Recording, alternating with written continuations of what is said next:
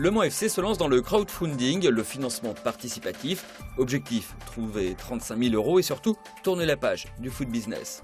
Le Prytanée militaire de la Flèche à visiter, c'est tout l'été, les guides des élèves. Rencontre en fin de journal. Ensemble, reconstruisons le Mans FC. C'est le nom de la campagne de financement que vient de lancer l'association. Mais pas n'importe quelle campagne. Le club mise sur le crowdfunding, le financement participatif via Internet. Le projet a été mis en ligne à midi sur le site WePlaySport. En 90 jours, le Mans FC va tenter de trouver 35 000 €, une somme plutôt conséquente qui servira à financer les déplacements des équipes et la mise aux normes des infrastructures.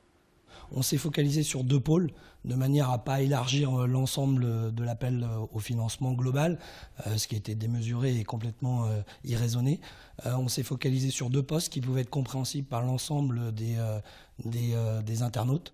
35 000 € sur un budget prévisionnel de la saison prochaine évalué à 800 000 €, on est loin du compte. C'est qu'au-delà du financement pur et simple, le crowdfunding ici a un tout autre intérêt. L'objet, il n'est pas du tout financier. C'est vraiment utiliser le crowdfunding aujourd'hui comme un canal de communication.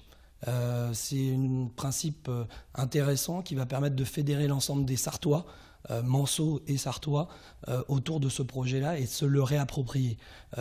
Oublier un petit peu les divergences qu'il y a pu y avoir dans le passé. On est très loin du foot business. On s'occupe avant tout des supporters quelque part. C'est les gens, pas forcément supporters autour du stade, mais supporters de cœur et ceux qui vont avoir envie de donner un petit peu d'argent.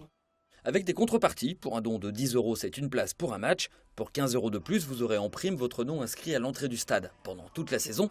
Reste à savoir dans quel stade jouera le Mans FC. La question n'est toujours pas tranchée.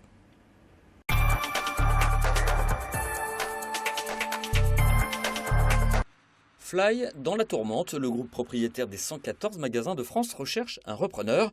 Date limite, le 1er novembre. C'est ce qu'indique un courrier envoyé au directeur de magasin comme à celui de la zone nord, au Mans. Un contexte difficile, alors comment toujours le site a subi la concurrence directe d'Alinéa, installé à quelques encablures depuis 2012.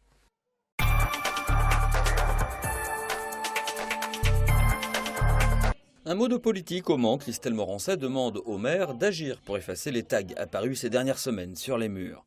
L'opposante UMP rappelle dans un courrier qu'elle avait proposé dans la campagne électorale la création d'une brigade d'intervention rapide et signale que le maire Jean-Claude Boulard a repris depuis cette idée. Elle lui demande de joindre dorénavant la parole aux actes.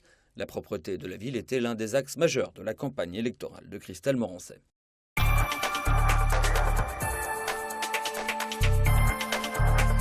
À la croisée de l'histoire, de l'éducation, de la culture et de la défense, le Prytanée de la Flèche réserve bien des surprises que les visiteurs peuvent venir découvrir tout l'été. Aujourd'hui, on conserve ces cendres dans la petite urne qui est en haut, pour respecter vraiment la volonté du roi qui était que son cœur réside dans l'église, ce qui est chose faite.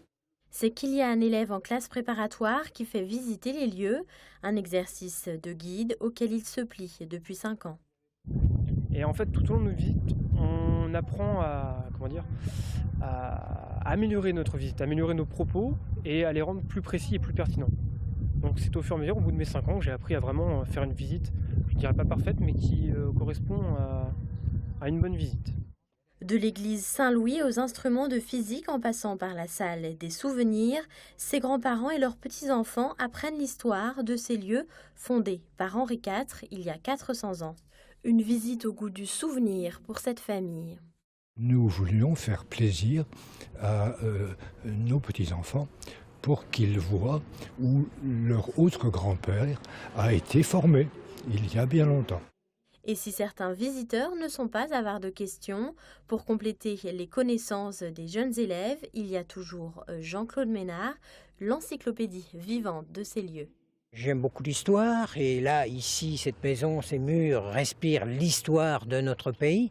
Et puis j'ai eu la chance d'être affecté ici et d'y travailler pendant 28 ans en qualité de chargé des relations publiques et de la communication. Je suis un jeune retraité. Les visites du Prytanée ont lieu jusqu'au 17 août, tous les jours, de 10h à midi et de 14h à 17h.